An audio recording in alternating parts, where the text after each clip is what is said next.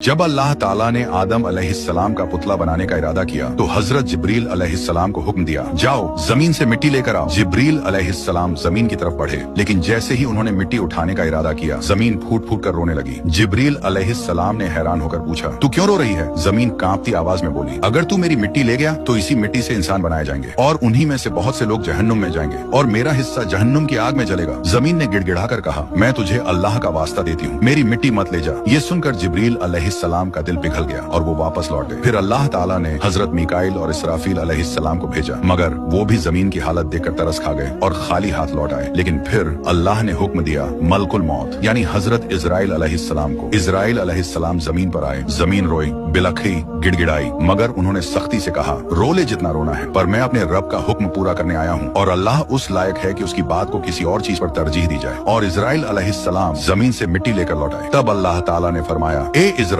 जिस तरह आज तुझे जमीन के रोने पर रहम नहीं आया और तू मेरा हुक्म पूरा करके मिट्टी लेकर आ गया, उसी तरह जब इंसान की मौत का वक्त आएगा, जब मेरी मखलूकों को दोबारा मिट्टी में मिलाने का वक्त आएगा, तब उनकी रूह भी तू ही कब्ज करेगा।